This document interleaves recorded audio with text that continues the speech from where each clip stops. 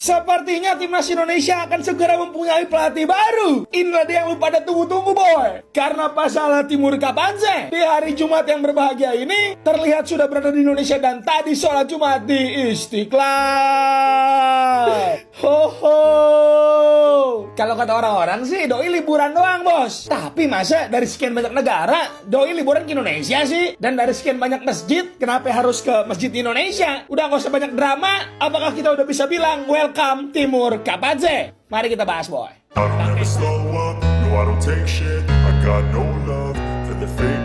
Perjalanan timnas Indonesia dalam beberapa tahun terakhir selalu dipenuhi dinamika, harapan, serta perubahan. Salah satu perubahan terbesar adalah pergantian pelatih kepala. Setelah era Shin Tae-yong yang berlangsung cukup panjang dan penuh warna, kini nama Timur Kapadze disebut-sebut sebagai sosok penerus yang berpotensi membuka babak baru bagi sepak bola nasional. Perbandingan antara keduanya menjadi pembahasan hangat. Apa yang membedakan, apa yang bisa ditingkatkan, dan bagaimana arah masa depan timnas di tangan pelatih baru ini. Dalam dunia sepak bola, setiap pelatih membawa identitas dan karakter berbeda. Perbedaan filosofi, pendekatan mental, strategi pertandingan, hingga cara mengelola pemain menjadi faktor utama yang menentukan sukses atau tidaknya sebuah tim. Begitu pula dengan STW dan Kapadze, meski sama-sama berasal dari Asia, mereka memiliki latar belakang, gaya, dan visi kepelatihan yang tidak identik. Menganalisis keduanya tidak sekedar membandingkan siapa yang lebih hebat, tetapi juga melihat kontribusi masing-masing terhadap perkembangan timnas Indonesia. Gambaran umum era STW. Era STW adalah salah satu periode paling panjang dan paling berkesan dalam sejarah modern timnas Indonesia. Kedatangannya membawa harapan besar, bukan hanya sebagai pelatih, tetapi sebagai arsitek pembedahan total sepak bola nasional. Shin Tae-yong dikenal sebagai pelatih yang disiplin, keras, dan sangat detail dalam menentukan standar fisik pemain. Ia memperkenalkan metode latihan yang tidak biasa bagi pesepak bola Indonesia, intensitas tinggi, fokus fisik, dan penekanan pada pengambilan keputusan cepat. Hasilnya, perubahan mulai terlihat dari gaya bermain timnas. Di bawah komandonya, Indonesia dikenal sebagai tim dengan pressing agresif, serangan cepat, dan permainan yang dinamis. STW sering mengutamakan pemain-pemain muda, bahkan tidak ragu menurunkan pemain yang baru berusia 17-19 tahun untuk bermain di level senior. Selain itu, RSTW juga sangat kental dengan proyek naturalisasi pemain diaspora yang mengubah kualitas skuad secara signifikan. Namun tidak semuanya berjalan mulus. Dengan ekspektasi publik yang tinggi, beberapa hasil minor sempat memunculkan kritik. Meski begitu, tak bisa dipungkiri bahwa STW telah mengubah wajah timnas Indonesia, baik dari segi mental bertanding maupun struktur permainan. Profil dan karakter kepelatihan Timur Kapadze. Timur Kapadze mungkin belum sepopuler pelatih top Eropa, namun rekam jejaknya sebagai pelatih muda yang progresif tidak bisa diremehkan. Ia berasal dari Uzbekistan, negara yang dikenal memiliki tradisi sepak bola kuat di Asia Tengah. Sebagai pelatih, ia pernah memimpin tim U23 Uzbekistan dan menjadi bagian dari staf kepelatihan tim senior negaranya. Pengalaman ini membuatnya sangat akrab dengan sepak bola level internasional. Kapadze dikenal memiliki pendekatan yang lebih tenang dibanding STW yang keras dan vokal. Ia lebih mengandalkan kecerdasan taktis, organisasi permainan yang rapi, serta memaksimalkan kerja sama tim. Fokusnya terletak pada efisiensi, bagaimana tim bisa menyerang dengan struktur jelas namun tetap kuat bertahan. Banyak yang menilai bahwa gaya Kapadze lebih Eurasia modern, kombinasi antara sepak bola pendek dan cepat ala Asia, digabung dengan struktur bertahan kuat khas negara-negara ex-Uni Soviet. Dari sisi pengembangan pemain muda, Kapadze memiliki rekam jejak bagus. Ia pernah membawa skuad U23 Uzbekistan tampil impresif di turnamen besar. Perbedaan filosofi taktik. Membandingkan Kapadze dan STW dari segi taktik memberikan gambaran jelas bagaimana keduanya berbeda dalam membangun tim. 1. Pendekatan taktis STW.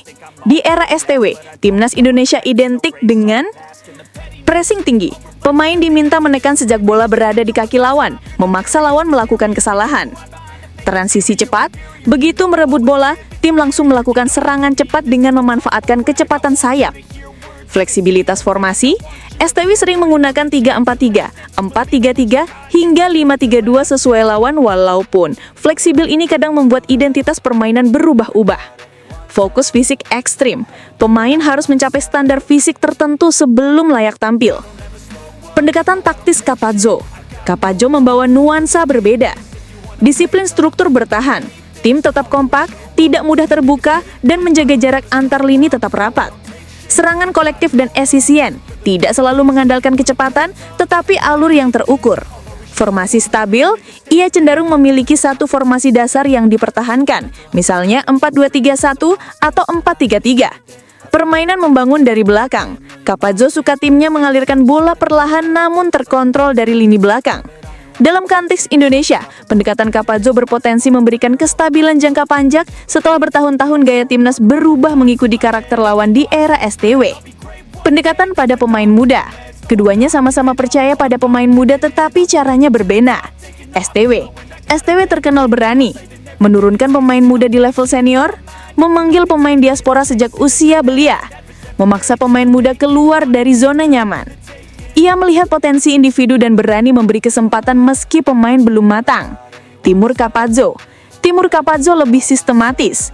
Ia membangun pemain muda melalui struktur taktis, menempatkan pemain pada posisi terbaiknya, memberi tanggung jawab bertahap. Campazzo memandang pemain muda bukan hanya sebagai bakat eksplosif, tetapi sebagai bagian dari struktur tim. Manajemen tim dan psikologi. Ini salah satu aspek yang benar-benar membedakan keduanya.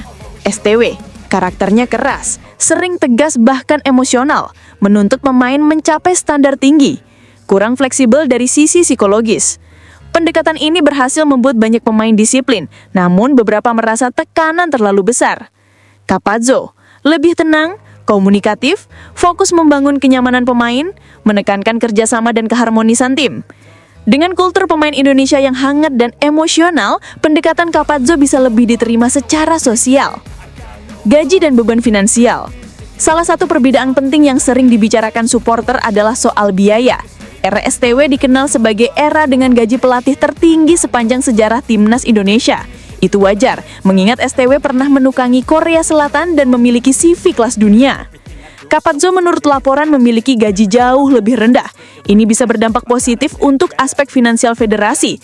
Dana bisa lebih banyak dialihkan ke pembinaan usia muda, infrastruktur, staf teknis, dan analisis. Tantangan Campazzo dibanding tantangan era STW. Mengambil alih timnas setelah era populer seperti STW adalah tugas berat. Saat STW datang, Indonesia sedang berada dalam fase riset total sehingga STW diberikan waktu dan ruang membangun tim dari nol. Campazzo tidak akan mendapatkan kemewahan itu. Dia datang di era ekspektasi tinggi. Dia datang setelah supporter melihat standar baru. Dia datang setelah naturalisasi dilakukan besar-besaran. Dengan kata lain, batas toleransi publik lebih kecil.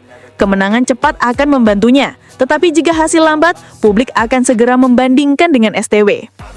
Skenario terbaik era Campazzo. Jika berjalan ideal, berikut hasil yang mungkin terjadi. 1. Identitas permainan Indonesia menjadi lebih stabil. 2. Regenerasi berjalan mulus dengan pondasi taktik kuat. 3. Timnas jadi lebih susah dibobol. 4. Serangan lebih terstruktur dan efisien. 5. Pemain muda berkembang dalam sistem yang rapi. 6. Indonesia lebih kompetitif di tingkat Asia. Dalam skenario ini, Campazzo menjadi arsitek baru sepak bola Indonesia setelah STW menjadi reformator. Skenario terburuk. Namun jika gagal beradaptasi, 1. Indonesia kehilangan agresivitas era STW. 2. Gaya permainan terlalu lambat dan mudah dibaca. 3. Pemain naturalisasi tidak cocok dengan struktur baru.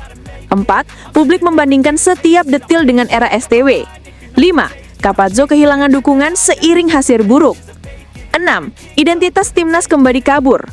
Inilah resiko paling nyata bagi pengganti STW. Kesimpulan besar, siapa lebih baik? Tidak ada jawaban absolut, dan sebenarnya keduanya membawa hal berbeda untuk masa depan timnas. Era STW adalah era revolusi, perubahan besar, peningkatan fisik, dan keberanian. Era Campazzo kemungkinan akan menjadi era stabilisasi, penguatan struktur, dan efisiensi style permainan. Singkatnya, STW membangun pondasi, Campazzo berpotensi membangun rumahnya. STW memberi karakter, Campazzo bisa memberi sistem. Jika keduanya disusun seperti bab dalam cerita, maka Campazzo bukan penghapus era STW, tetapi kelanjutan logis dari pekerjaan besar yang STW mulai. Pada akhirnya, suksesor selalu akan dibandingkan dengan pendahulunya. Tapi jika Capazzo mampu membawa Indonesia lebih stabil, lebih terstruktur, dan lebih konsisten, maka ia bisa menuliskan babak baru yang sama besarnya dalam sejarah sepak bola Indonesia.